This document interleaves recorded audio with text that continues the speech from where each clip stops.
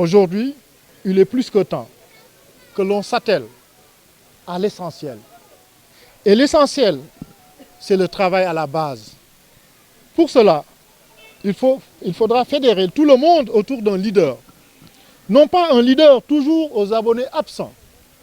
mais un leader qui accepte d'aller à la rencontre de tous les militants et sympathisants. Un leader qui fait passer les intérêts du parti avant ses propres intérêts. Un leader qui doit rester fidèle à la ligne ainsi qu'aux orientations clairement tracées par le parti. Un leader qui n'appelle pas à voter pour un candidat d'une autre coalition, fût-il son ami ou que sais-je encore. Lors des dernières élections, le parti a beaucoup souffert de cette lâcheté. Je la qualifierais peut-être même de trahison, si le mot n'est pas trop.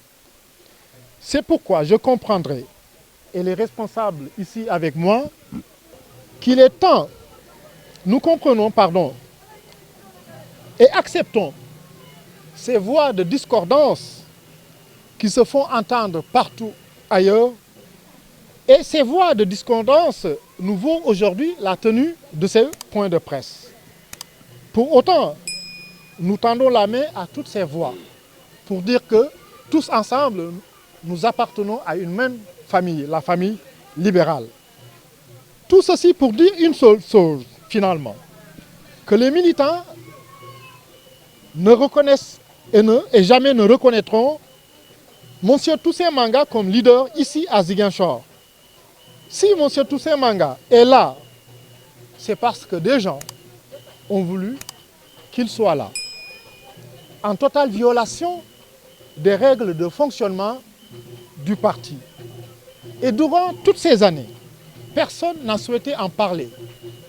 Mais il faudrait se résoudre à en parler. Et je pense que le temps est venu pour en parler. mu nekk loo xamante ne su ma yégee lu mel ni li muy organiser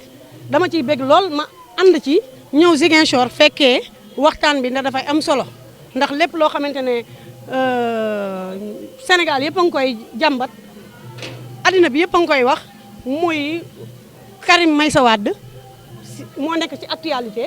donc mu nekk loo xamante ne buñ ma ci wooyee ca Ziguinchor dama ciy sawar lool te di ci indi sama contribution ak nu mu néew di ci indi tuuti di rafetlu nag waa Ziguinchor seen mobilisation ndax lu ñuy wax naan parti moom xaaroo ba àddina yëpp ñëw topp la nga doog a liggéey mais dafa am lu ngay liggéey d'abord ba àddina yëpp sentir ko ñu ñëw topp sa ginnaaw xam ni le PDS existe ndax dara mettiwu fi te dara aayu fi ndax am na loo xamante ne xëj na lu ñuy wax naan loolu l'insal ça se lave en famille comme ni ko sama frère jógee wax ne war nañoo mun a suudewu ànd pour l'intérêt du PDS dans la région de Ziguinchor dafay am solo parce que tamit bu ñu fi tegi tabbee ay leader ñu nekk ay leader te bu nekkee dañuy dem en rang dispersé doxalul lenn parti bi tey dafa soxla booloo parti bi tey dafa soxla loo xamante ne wax dëgg yàlla mooy nañu xoolante ci ay bët ñeme te ñuy xamante ne carrément kenn ku ne am na fi nga mëne ñu jox la sa aqulaay tàllaay nga doxale ko dafa am loo xamante ne moo sañ nañ ko taxaw réclamer ko ci parti bi ñun dañoo sentir ne nous sommes orphelins parce que du benn responsable buy taxaw wooñu sentiruñu suñu bopp lenn ci parti bi te ñu nekk sur le terrain di liggéey dafa am loo xamante ne moo dañ koy wax te dee duñ fi nekk nag wax dëgg yàlla li ñu liggéey ñeneen ñoo fexe ba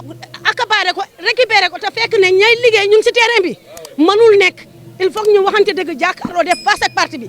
législative yaa ngi ñëw nag parce que li ma ciy wax mooy local yi problème yi ñu fi jànkonte soxlawuñu mu dal ñu ci législative yi nañu góorgóorlu ba ñu fexe ba teg les personnes qu'il faut à la place qu'il faut pour ñu mën a liggéey dans le cadre du parti parce que wax dëgg yàlla namuñu lenn lu dul suñu candidat ñibbisi Karim Wade kese lañ soxla mu ñibbisi pour ñu mën a lijjanti ay affaire am 2024 ñu mën a am li ñu bëgg. loolu mën naa cee bañ a sore parce que man maa ngi Bignona ñu nekk Ziguinchor bu ñu xëyee réclamer pour Toussaint dégager it xëj na liggéeyul li tax gars yi ne ko dégager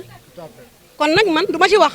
du ma ci sore mais maanaam bu ma dëkkoon fi ma dëkk te ki nga xam ne responsabilisé nañ ko dëkk bi te liggéeyul sañ na maa jël télévision ak rajo ak média wax li ma sentir donc may bàyyi waa Ziguinchor ñoom ñu wax ci dara parce que ku liggéey ku ne tu vas dégager nga abal nit ñi liggéey Je vous remercie. Merci beaucoup.